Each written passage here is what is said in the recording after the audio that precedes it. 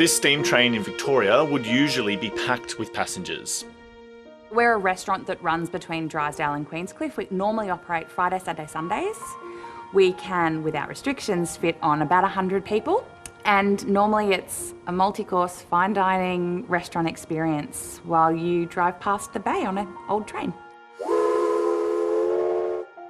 Instead, it's sitting idle. Another business shut down because of the COVID-19 pandemic.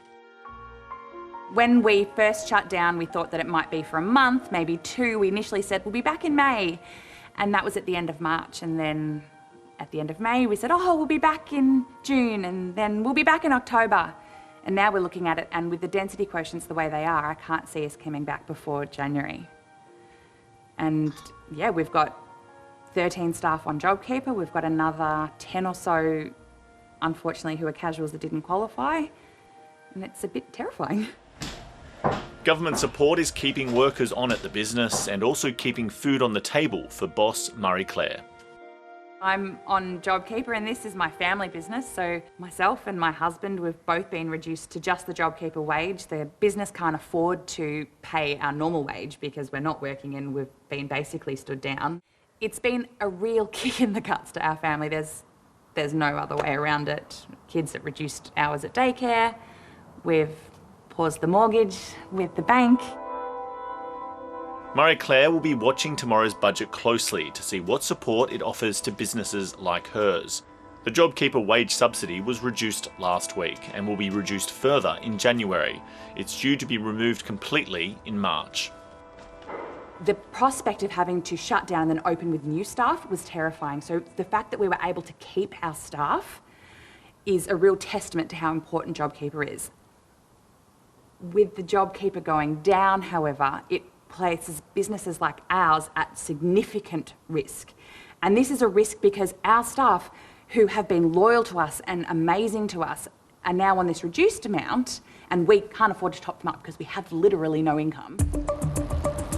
Tonight, I announce that the budget is back in the black and Australia is back on track.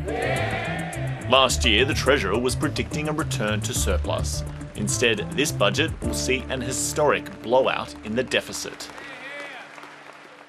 I never ever believed that I would see Australia's debt to GDP ratio heading towards 40 to 50% outside of a wartime period. So $1 trillion worth of debt, 200 to 250 billion in deficit. They are eye-watering numbers, but this is an eye-wateringly difficult situation to be in. Martin Parkinson has headed both the Treasury and the Prime Minister's Department. He says the government is right to spend whatever it takes to protect jobs. The social consequences, the economic consequences of not acting far outweigh the economic challenges of having to manage that higher level of debt as we go into the future.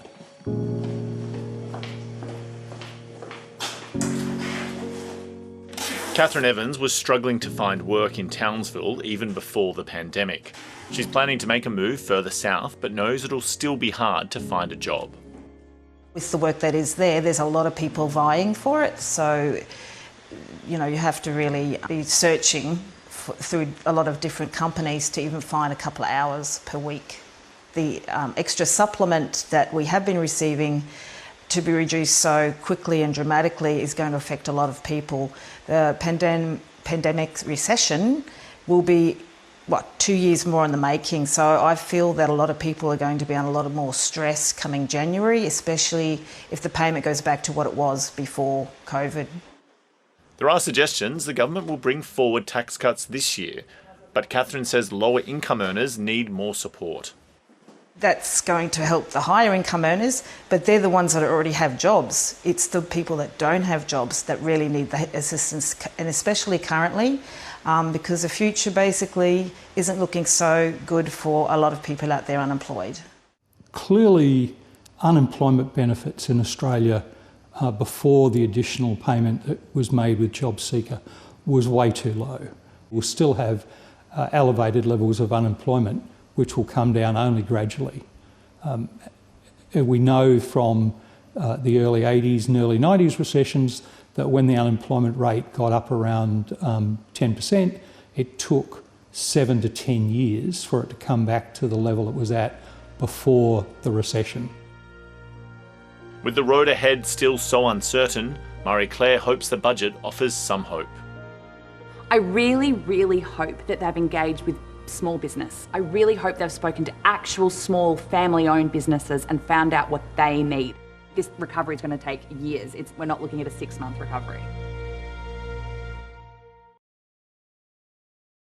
Hi, I'm Lee Sales. Thanks for watching this story. If you'd like to watch more of 730's stories, they are on the left of your screen. And tap on the button below to subscribe and get the latest from ABC News.